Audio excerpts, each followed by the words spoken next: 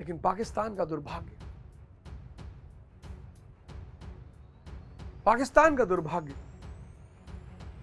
India को jail Nehru, Lal Bahadur Shastri, Indira Gandhi, एक से एक अच्छे अच्छे श्रेष्ठ प्रधानमंत्री मिले जिनके पास एक विजन था, एक सपना था। लेकिन ये कंट्री पाकिस्तान, ये राजनीतिज्ञों से के हाथ से निकलकर जनरलों के हाथ में आ गए।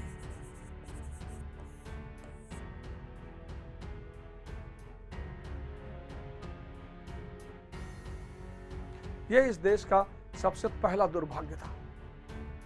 और जो सबसे पहला जनरल आया, जनरल अयूब खान,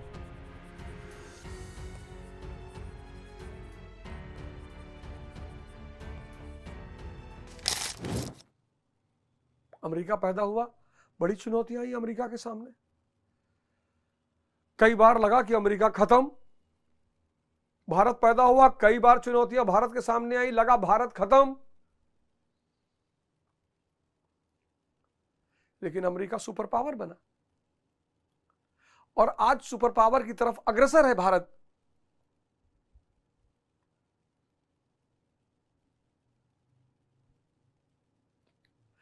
पाकिस्तान का दुर्भाग्य यह रहा कि वहां की जो आवाम है, आवाम कहीं की भी बुरी नहीं होती। वो अपने देश को जो कुचक्र में फंसता चला गया उसको समझ ही नहीं पाई।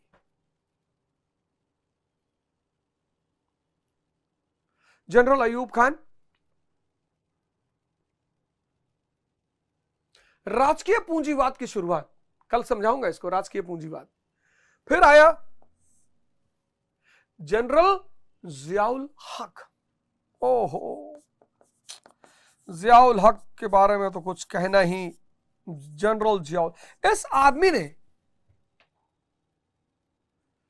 पाकिस्तान का जिहाद इंडस्ट्री में कन्वर्ट कर दिया। ये वो आदमी है जिसने पाकिस्तान के दुर्भाग्य की पटकथा लिखनी शुरू की।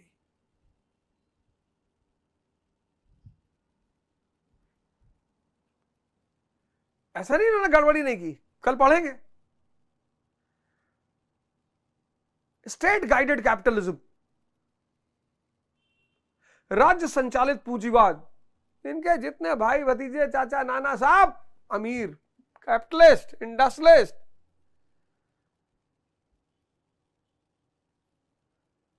बोला प्रजातंत्र, बोला भाड़ में गया प्रजातंत्र, आर्मी है ना मेरे पास। ये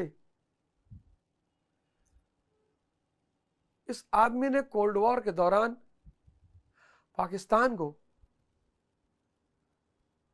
बलि का बकरा बना दिया।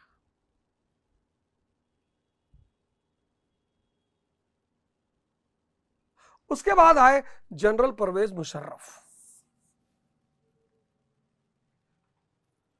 तो भारत भी आए थे जनरल परवेज मुशर्रफ।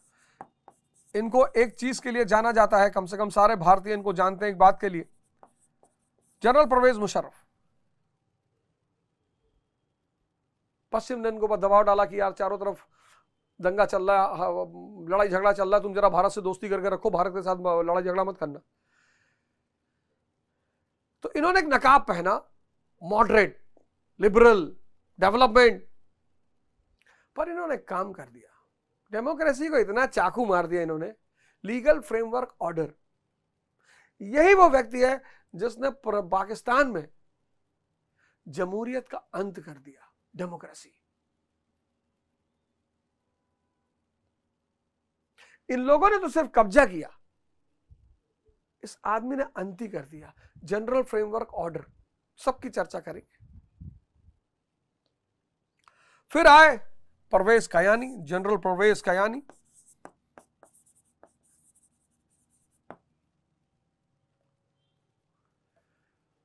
इनके समय में एक बड़ा हमला हुआ, मुंबई टेरर अटैक हुआ भारत पर, सबकी चर्चा करेंगे, सब विधिवत बताएंगे आपको सारी कहानी। लेकिन इन्होंने पाकिस्तानी आर्मी को प्रोफेशनल आर्मी का रूप देना शुरू कर दिया। नेशनलिज्म से बाहर प्रोफेशनलिज्म,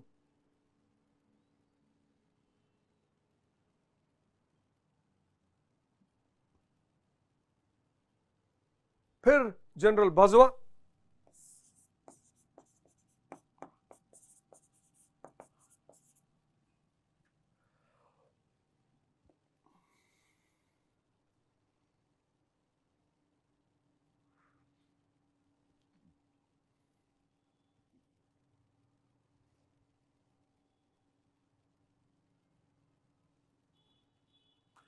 और आज है जनरल असीम मुनीर, जिनके ऊपर हिंदुस्तान की एक मैगजीन ने कवर स्टोरी दी है, जिहादी जनरल।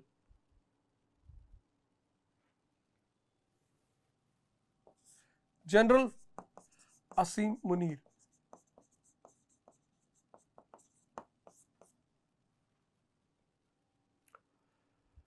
ये पहला दुर्भाग्य था पाकिस्तान का। वो नेताओं के हाथ से निकलकर, नेता ठीक है चाहे जैसे भी है नेता, लेकिन उनकी एक नैतिक जिम्मेदारी है देश को बचाना। और नेता और जनरल में एक फर्क है, बहुत बड़ा, बहुत बड़ा। जनरल चूंकि उसकी ट्रेनिंग ही है युद्ध की, लड़ाई की, वो सरेंडर नहीं करेगा, बैकफुट नहीं होगा।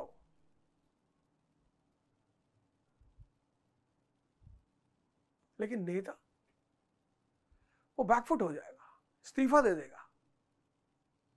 बहुत जलील नेता हो तो बात अलग है, इसलिए कहा भी गया है कि कुछ कर नहीं सकते तो कुर्सी से उतर जाओ। कुर्सी ही तो है, कोई जनाजा थोड़ी है।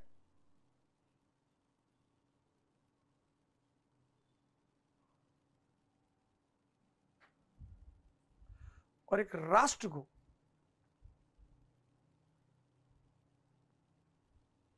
आज साउथ कोरिया राष्ट्र है, आप में से बहुत सारे लोग उसका प्रोडक्ट यूज कर रहे हो, सैमसंग है ना, जापान सोनी, टोयोटा तो आपका सपना है, फॉर्च्यूनर।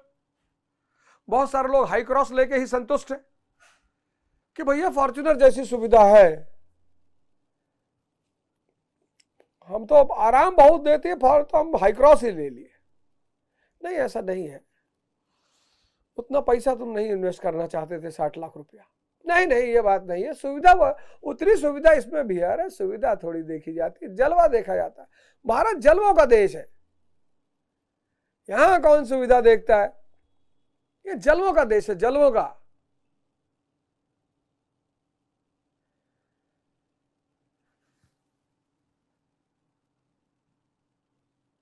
यहाँ लोग शादी में बारात में पूछते हैं, एक आदमी रखते हैं खड़ा करके कि जाओ देख आओ फलाने की यहाँ बारात आई है, कितना गाड़ी आई है, कहीं 6 गाड़ी है, मारो भिखमंगा है, कहीं 600 गाड़ी आई है भैया, कहीं 6000 गाड़ी आई है, कहीं भगवान है भैया, कहीं 60,000 गाड़ी आई है, कहीं न रे भैया। हमारा एक दोस्त है, लॉयर है सुप्रीम कोर्ट में, मैं उनका नाम नहीं ले सकता, बचपन से हम साथ पढ़े। तो एक बार वो हमने कहानी सुना रहे थे, कहीं यार हमारे घर से बारात गई, जौनपुर की बात बता रहे थे, कहीं हमारे घर से बारात गई दूसरे गांव में, और बारात वाले रात भर गोली चलाते रहे, रात भर फायरिंग होती रही। और सुबह जो है गांव वाले आए, हाथ जोड़ने लगे बारातियों उसकी, भैया रहा दो अब लड़के रोवत है। रात भर गोली चलती रही। हमने कहा, कहने का मतलब है बहुत ज्यादा गोली चली। कहीं नहीं नहीं नहीं, चली तो रात भर, सुबह रहेगा। ऐसे हमारे यहां डिस्क्रिप्शन किया जाता है।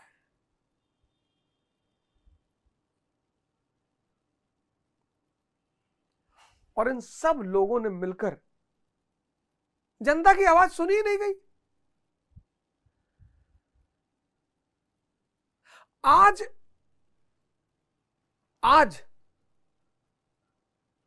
पाकिस्तान की जनता पता नहीं, उसको जानने का हक है कि हम यहां तक कैसे पहुंच गए यार, इतना प्राकृतिक संसाधन होने के बावजूद। समृद्धि संघर्ष को विराम रोकती है। देखो, हम यूरोप में प्रॉस्पेरिटी आई, समृद्धि आई, युद्ध रुक गया। जब तक यूरोप में समृद्धि नहीं थे, ब्रिटेन, फ्रांस, स्पेन, पोर्चुगल सब आपस में लड़ने लगे, सब लड़ रहे थे आपस में। 100 इयर्स वॉर, यूरोप की हिस्ट्री में एक बहुत प्यारा टॉपिक है 100 इयर्स वॉर, 100 वर्षीय युद्ध। लेकिन जैसे ही 1945 सेकेंड वर्ल्ड वॉर के बाद इन लोगों ने अपने आप को स्टैब्लिश करना शुरू किया और समृद्धि आई, आज आप देखो लड़ाई खत्म हो गई। समृद्धि युद्ध पर विराम लगाती है। तो अगर भारत पाकिस्तान दोनों समृद्ध हो जाते तो दोनों के बीच दोस्ती के बहुत बड़ा पैरामीटर डेवलप हो जाता। जैसा साउथ कोरिया, नॉर्थ कोरिया, इनके बीच दोस्ती बड़ी मुश्किल है। इनके बीच दोस्ती बहुत मुश्किल है। नॉर्थ कोरिया कुछ है ही नहीं।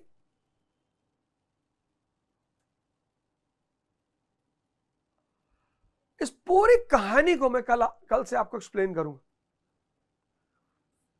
पूरी कहानी। इन्होंने क्या किया, इन्होंने क्या किया और कैसे कैसे। क्योंकि ऐसा मैं सोचता हूं कि पाकिस्तान की आवाम, उसका बस इतना ही दोष है कि वो देश के परिवर्तनों को समझ नहीं पाई और आवाम को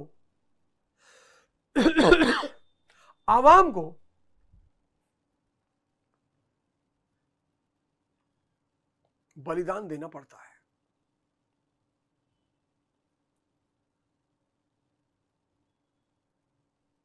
अगर व्यवस्था आतताई हो गई है, ताकतवर है, आतताई है, तो फिर आवाम को बलिदान देना पड़ेगा। और अगर वो नहीं देगी तो उसे अपने राजा की दुष्प्रवृत्तियों का शिकार होना पड़ेगा। तो कल हम डिस्कस करेंगे जनरल अयूब खान और जनरल जियाउल हक के बारे में। लेकिन कल से क्लास की टाइमिंग होगी शाम को 7 बजे, क्योंकि सुबह 5 बजे मेरी क्लास होती है। और कल 5 बजे वाली क्लास में, सुबह 5 बजे वाली क्लास में ध्यान और योग के साथ साथ 7th वाली एनसीईआरटी और उसका पहला चैप्टर न्यूट्रिशन इन प्लांट्स।